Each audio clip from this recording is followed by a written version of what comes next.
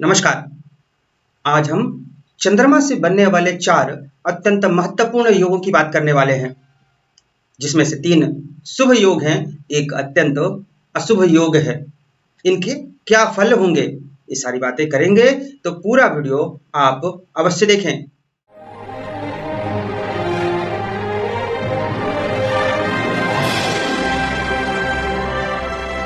नमस्कार। आज हम बात करने वाले हैं चंद्रमा से बनने वाले 4 योगों की। तो आइए एक एक करके चलते हैं। तो ये 4 योग कौन से हैं? इन चारों योगों का विचार चंद्र राशि से किया जाता है।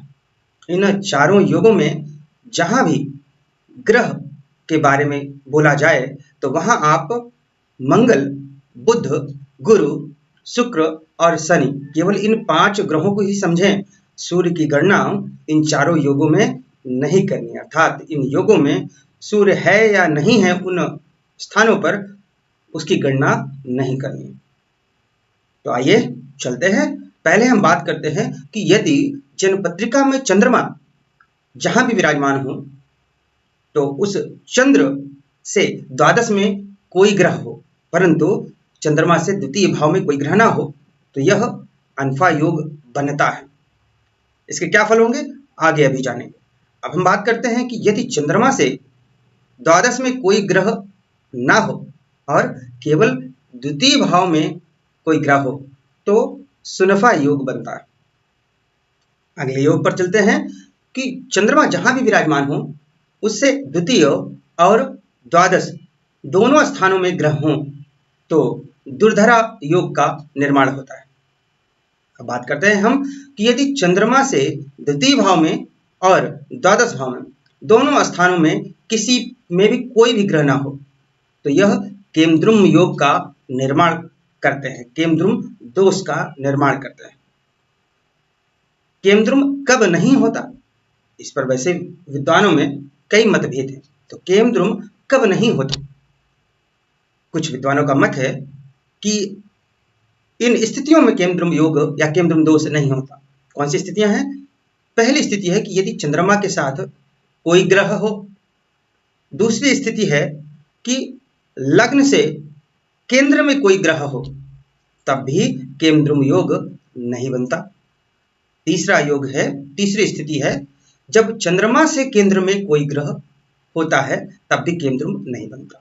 तो कुछ विद्वानों ने ये मत दिए हैं कि चंद्रमा के साथ कोई ग्रह हो या चंद्रमा से केंद्र में कोई ग्रह हो या लग्न से केंद्र में कोई ग्रह हो तो केमद्रुम योग या केमद्रुम दोष का निर्माण नहीं होता है। केमद्रुम योग का फल अच्छा नहीं होता है।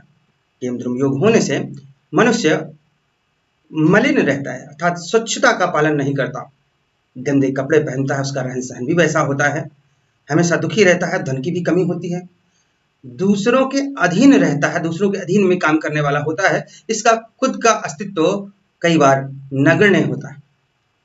केमद्रुम योग की इतनी अधिक निंदा की गई है ज्योतिष की पुस्तकों में, ज्योतिष के ग्रंथों में, यहां तक कहा गया है कि यदि कोई व्यक्ति राजवंश में भी पैदा हुआ हो और केमद्रुम दोष है उसकी जन्मपत्रिका में, तो जैसा अभी मैंने बताया कि ऐसा व्यक्ति मलिन रहेगा, दुखी रहेगा, दूसरों के अधीन काम करेगा, ये सारी चीजें उनमें तब भी पाई जाएंगी।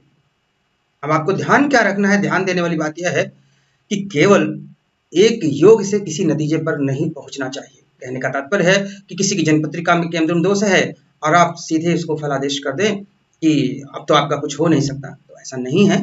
अन्य योगों को भी देखना चाहिए। अब यहाँ पर जो अनफा, सुनफा, दुर्धरा, ये जो 3 योग अलग अलग बताए गए हैं, उनका फल कुछ इस प्रकार होगा। अगर हम सुनफा योग की बात करें तो जो सुनफा योग में जन्म लेते हैं वे व्यक्ति राजा के तुल्य होते हैं, या आप कह सकते हैं बहुत उनका मान सम्मान होता है, धन दौलत होती है।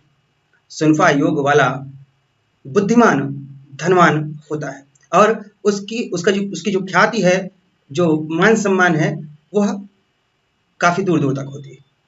अब हम बात करते हैं अगले योग की, अनफा योग। अनफा योग में जो व्यक्ति पैदा होता है वह देखने में उत्तम होगा, शीलवान होगा, उसको सांसारिक भोग के सारे साधन उपलब्ध होंगे और संतोषी प्रकृति का होगा, प्रसन्नचित्त होगा, अच्छे कपड़े पहनने वाला, और स्वस्थ शरीर वाला होगा।